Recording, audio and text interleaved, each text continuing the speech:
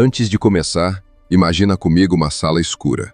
No centro dela, existe uma bancada simples, uma fonte de luz, uma placa com duas frestas minúsculas, e do outro lado, uma tela esperando para registrar o resultado.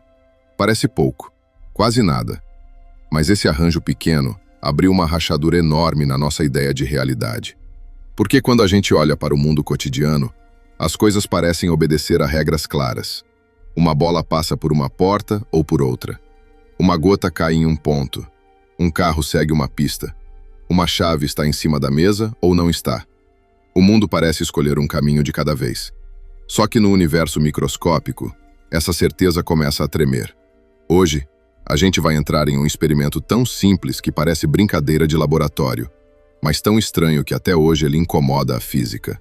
Sem misticismo, sem dizer que pensamento cria realidade, sem transformar ciência em frase de efeito. A pergunta aqui é mais fria, e talvez por isso mais perturbadora. O que acontece quando a realidade ainda não parece ter decidido o que ela é? Se em algum momento esse vídeo fizer o seu cérebro dar aquela pequena travada, já deixa o like, comenta e segue o canal. Porque sem isso, talvez o algoritmo nunca mais traga a gente de volta para sua frente.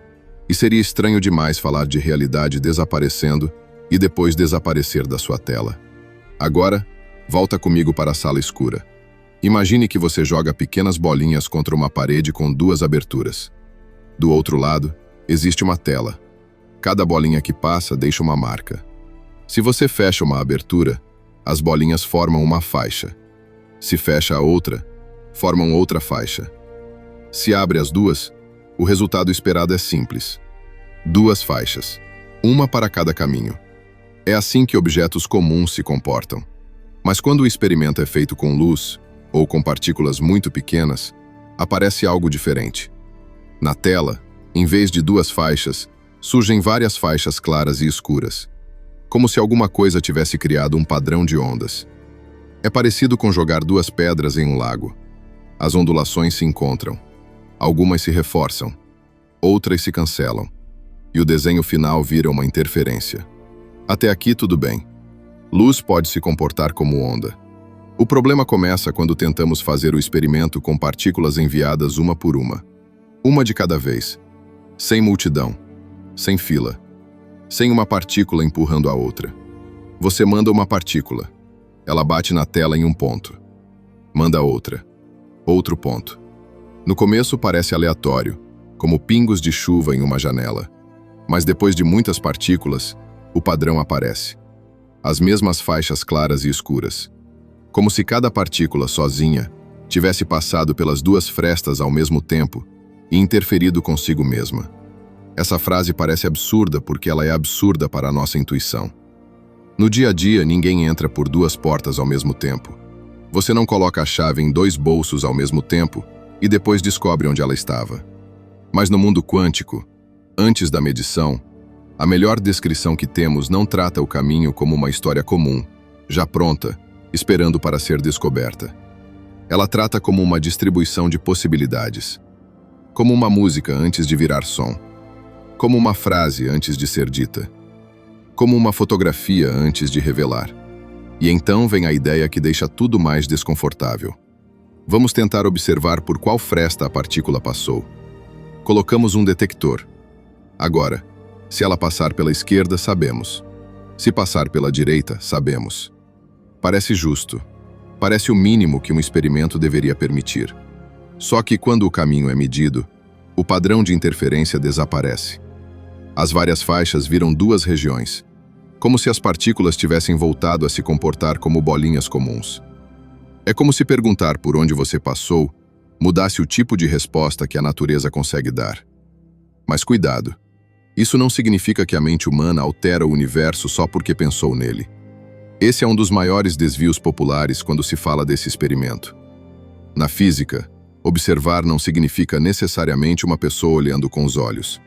Significa interagir, medir, registrar informação. Um detector, uma placa, um sensor, um aparelho frio e sem intenção já bastam. O estranho não é a consciência mandando na matéria. O estranho é que quando a informação sobre o caminho existe no mundo físico, o padrão muda. É como tentar ouvir uma conversa sem interferir. Mas o simples ato de colocar o microfone muda a sala. Ou como entrar em um quarto escuro com uma lanterna. Você finalmente vê, mas a luz que permite ver também muda a cena. No mundo comum, essa interferência costuma ser pequena. No mundo quântico, ela pode ser tudo. O experimento das duas fendas não apagou a realidade, mas ele apagou uma versão confortável dela. A versão em que as coisas sempre têm propriedades definidas, caminhos definidos e histórias completas, mesmo quando ninguém interage com elas. Depois dele, ficou mais difícil imaginar o universo microscópico como um conjunto de pecinhas sólidas seguindo trajetórias escondidas. E talvez seja isso que incomoda. Porque a gente gosta de pensar que o mundo é como uma câmera de segurança. Tudo acontece de um jeito exato. A gravação existe. Só falta dar play. Mas a mecânica quântica sugere que, em certo nível, a realidade não se parece com uma gravação pronta. Ela se parece mais com um conjunto de possibilidades que só ganha uma resposta definida quando interage com algo. Não porque o universo é mágico, mas porque a escala microscópica parece obedecer a regras que não foram feitas para caber na nossa experiência humana. Pensa em um mapa de metrô. Para você, o trajeto parece claro. Sair de uma estação, passar por túneis, chegar a outra. Agora imagine que antes de consultar o sistema, o caminho não é uma linha única, mas uma nuvem de rotas possíveis. Quando você mede, recebe uma estação, um ponto, um resultado. Mas a nuvem inteira influenciou a chance desse ponto aparecer. Essa é uma forma imperfeita de imaginar, mas ajuda a sentir o estranhamento.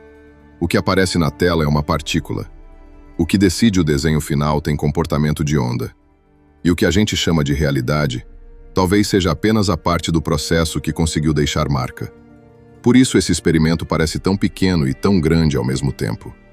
Ele cabe em uma bancada, mas encosta em perguntas que parecem grandes demais para uma bancada.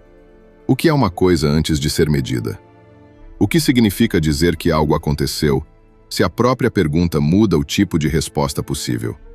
Existe uma realidade definida por trás de tudo, ou a definição nasce na interação? A física tem interpretações diferentes para isso. Algumas falam em colapso da função de onda, outras em muitos mundos. Outras tentam preservar alguma realidade escondida por baixo. Mas o resultado experimental continua ali, teimoso. Quando não sabemos o caminho, aparece interferência. Quando a informação do caminho existe, o padrão muda. E essa diferença não é poesia, é medida. Foi repetida, refinada e testada de muitas formas. Por isso, a parte mais estranha talvez não seja o experimento. Talvez seja perceber que a nossa intuição, tão útil para atravessar ruas, abrir portas e segurar copos, não foi feita para entender o fundo microscópico do mundo. A intuição é uma ferramenta excelente para sobreviver, mas não é uma régua perfeita para medir a realidade. Da próxima vez que você olhar para uma sombra, para uma tela, para um feixe de luz entrando pela janela, lembra disso. O mundo parece sólido porque a nossa escala transforma a estranheza em estabilidade. Mas por baixo da aparência tranquila, existe uma camada onde caminho, possibilidade e medição se misturam de um jeito que ainda desafia a linguagem. Você pisca. A sala continua lá. A mesa continua lá. A luz atravessa as fendas. E a realidade fica mais estranha do que parece.